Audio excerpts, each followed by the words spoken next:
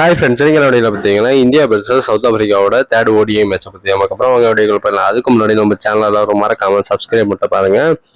இந்தியாவும் சவுத் ஆப்பிரிக்காவும் பார்த்தீங்கன்னா இந்த ஓடிஐ சீரீஸ்ல மொத்தமாக 3 மேட்ச் பார்த்தீங்கன்னா ப்ளே பண்ணியிருக்காங்க. ஃபர்ஸ்ட் 2 மேட்ச்ல பார்த்தீங்கன்னா இந்தியாவும் சவுத் ஆப்பிரிக்கா வின் பண்ணியிருந்தாங்க. இந்த மேட்ச் பார்த்தீங்கன்னா ஒரு டிசைடராக இருந்துச்சு. மஸ்ட் வின் கேம் தான் 2 டீமுக்குமே. டாஸ்ல பார்த்தீங்கன்னா இந்தியா பார்த்தீங்கன்னா 2 இயர்ஸ்க்கு அப்புறம் வின் பண்ணியிருந்தாங்க. KL ராகுல் தலைமையில இந்தியா பவுலிங் சூஸ் பண்ணாங்க டாஸ் வின் பண்ணி. இதன்படி சவுத் ஆப்பிரிக்காவோட ஓப்பனிங் பேட்ஸ்மேன் டிகாக் வந்து ரயான் ரெக்கல்டன் இந்த 2 பிளேஸை வந்திருந்தாங்க. ரயான் ரெக்கல்டன் பார்த்தீங்கன்னா RCB பவுலிங்ல பார்த்தீங்கன்னா அவுட் ஆயிருப்பாரு. அதுக்கப்புறம் டிகாக்கும் டெம்போ பவுமோ பார்த்தீங்கன்னா நல்ல ஒரு பார்ட்னர்ஷிப் கொடுப்பாங்க. டிகாக் பார்த்தீங்கன்னா 89 பால்ல 106 ரன் அடிச்சு பார்த்தீங்கன்னா தன்னோட விக்கெட்டை விட்டுருப்பாரு. இவர் இந்த மேட்ச்ல 8 4 6 6 அடிச்சிருந்தாரு. பவுமா பார்த்தீங்கன்னா 67 பால்ல 48 ரன் அடிச்சு ஜடேஜா கையில் பார்த்தீங்கன்னா விக்கெட்டை கொடுத்துட்டு போயிருப்பாரு. 5 4 மட்டும் அடிச்சிருந்தாரு. ரிவால் பிரீவியஸ் பார்த்தீங்கன்னா 29 ரன் அடிச்சிருந்தாரு. 2 4 1 6. மற்றபடி எந்த பேட்ஸ்மேனும் பார்த்தீங்கன்னா அந்த அளவுக்கு சரியா விளையாடவே இல்லை. ஃபைனலாக பார்த்தீங்கன்னா சவுத் ஆப்பிரிக்காவை இந்தியா 47.5 ஓவரில் பார்த்தீங்கன்னா 10 விக்கெட்டையும் எடுத்திருந்தாங்க.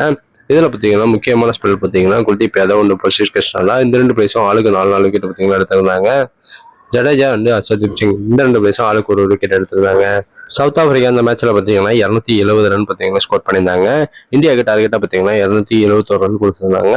இந்தியாவோட ஓப்பனிங் பேட்ஸ்மேன் ரோஹித் சர்மா வந்து SSV ஜெய்ஸ்வால் இந்த 2 பிளேஸ் வந்திருந்தாங்க. இவங்க 2 பேர்த்துக்கிட்டே பார்த்தீங்கன்னா பார்ட்னர்ஷிப் 155 ரன் வரைக்கும் போச்சு. அதுக்கப்புறம் ரோஹித் சர்மா பார்த்தீங்கன்னா 73 பால்ல 75 ரன் அடிச்சு அவுட் ஆயிருப்பாரு.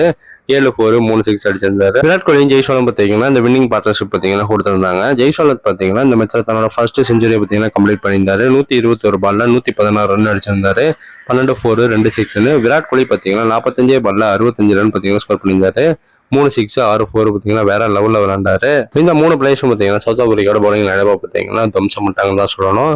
39.5 ஓவரில் இந்தியா பார்த்தீங்கன்னா 271 ரன் அடிச்சு 9 விக்கெட் வித்தியாசத்தில் இந்த மேட்சை பார்த்தீங்கன்னா வின் பண்ணியிருக்காங்க. இந்த சீரீஸும் பார்த்தீங்கன்னா வின் பண்ணிட்டாங்க. இந்த மேட்சோட player of the match award பார்த்தீங்கன்னா ஜெய்ஸ்வாலுக்கு கொடுத்துருந்தாங்க. Player of the series award பார்த்தீங்கன்னா நம்ம கிங் கோலிக்கு கிடைச்சிருக்கு. 3 மேட்ச்ல 302 ரன் அடிச்சிருக்காரு. இதுல 2 செஞ்சுரி உட்பட. இந்த மேட்ச்ல உங்களுக்கு பிடிச்ச பிளேயரோட பெர்ஃபார்மன்ஸ் எதுன்னு சொல்லிட்டு கமெண்ட் பாக்ஸ்ல கமெண்ட் பண்ணுங்க. மேலும் இது போன்ற கிரிக்கெட் அப்டேட் மறக்காம சேனலை சப்ஸ்கிரைப் பண்ணுங்க, ஷேர் பண்ணுங்க.